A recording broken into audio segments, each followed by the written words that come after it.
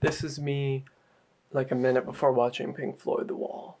I know it's trippy, I know that's how Pink Floyd works, and I've listened to, I purposely haven't listened to the full album so I could watch this, but there's obviously a bunch of songs from there that I have listened to, but let's do this.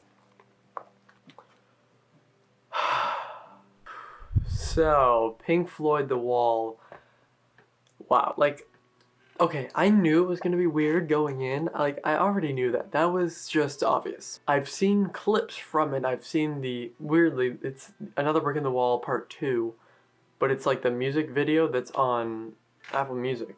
But that's not the scene, although I have seen the scene too from the movie, but it kind of plays later on. They kind of mix that in.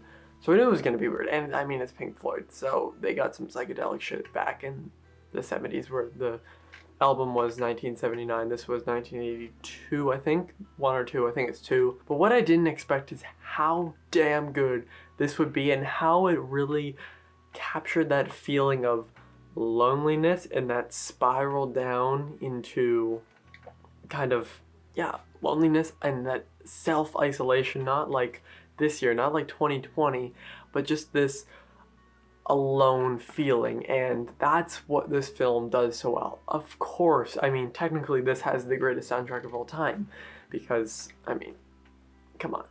I went into this and I was like, I love Pink Floyd, they're in my top 5 favorite bands ever, obviously. I don't have my Pink Floyd shirt on right now, it's the Dark Side of the Moon tour.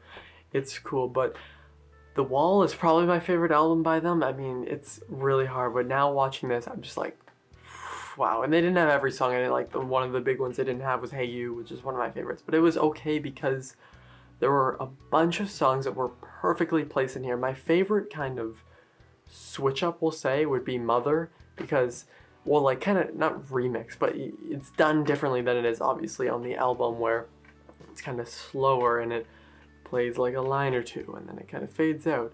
And then it plays again, and it's beautiful. This film is disturbing as hell. Like, it is pretty gruesome at sometimes, especially with the animation, but it doesn't bother you in the way, like, sure, it'll bother you because you're like, that's gross, but it doesn't bother you as a negative from the film because it's showing this Pink, is the character's name, kind of die. So obviously, like, I don't want to spoil it, so I'm just gonna say after the certain loss that we learn about, you see his then he becomes a rock star, and then the descent that comes to there, and obviously that's what a ton of rock stars go through, and that's what it captures well, is because you see that descent into almost insanity, but you just get tired of doing the same thing over and over again, and comfortably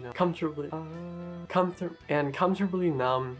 I don't know why I keep saying it's so weird. I can normally say Comfortably Numb it's my favorite Pink Floyd song. It's a lot of people's favorites, but the song, it really means something. And obviously I know like the whole story about it, about injecting one of the band members with it, and then him all numb on stage, but because the audience couldn't really tell encore, he kind of felt comfortable with it, although he was very numb because of it.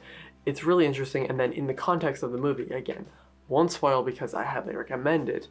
It's really interesting to see, and then, you know, the way that they just put these songs into it. Obviously it was written as a rock opera, and that's really interesting, and you can really tell, especially with scenes like the bizarre scene of the trial. This movie was so much better than I expected. I didn't expect it to be bad at all. I was just like, okay, this is gonna feel like one long extended music video, but it didn't. It felt like we were going on a character's life, kind of. It was a character arc, basically, and I never say that in reviews because I'm terrible at being like, yeah, okay, you could really see, like, this is where they start, this is the end, this is the arc, but I don't normally view stuff like that, or at least that's not how my brain first processes it, unless I really think about it, but here it was obvious in a good way.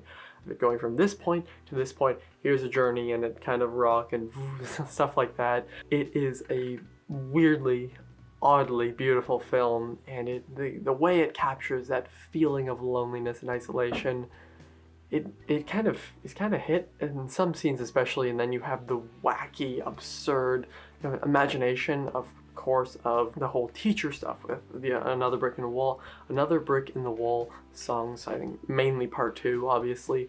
That's the biggest one. That's one of the ones that you know, even if you haven't, you know, listened to the album or watched the movie, like that's one, and a bunch of the songs too. And then you have that whole scene after Comfortably Numb, and then it just shows what is really going on after he, actually I won't say what it is, after something happens and then there's that whole dictator thing. It's just, it's so absurd, it's so wacky, but in a way it's oddly beautiful because it feels so accurate in the way that they captured this. Obviously, you know, if you take acid, and I bet a lot of people, I know a lot of people take acid and watch this movie, which would be probably really fun, especially in the animation scenes, but you just see the weird and the crazy dive into the imagination of a lot of rock stars. And that's what Pink Floyd The Wall captured so well. Honestly, I do, but also don't want to rewatch this one. It's weird because I don't want it to lose that feeling, although this will be probably a yearly rewatch if it wasn't so hard to find on the internet, okay? And like, or even DVD, all stuff like that. I'm gonna try to find a way to get it, and I love Pink Floyd The Wall. These videos are normally laid back. I normally don't give a grade, but I'm gonna give Pink Floyd The Wall an A+. Honestly, I didn't expect that. I was thinking like, yeah, this would be good, like B+, you know, that's like the highest. That's where I was kind of expecting, and then it exceeded my expectations by taking a deeper dive into something like this. And this movie, it was oddly beautiful. Like, it also, something I find really special about Pink Floyd's music, not just this, but of course, like, you can't see it, I haven't put it up yet because I put stuff up on my walls all the time because I'm just like that.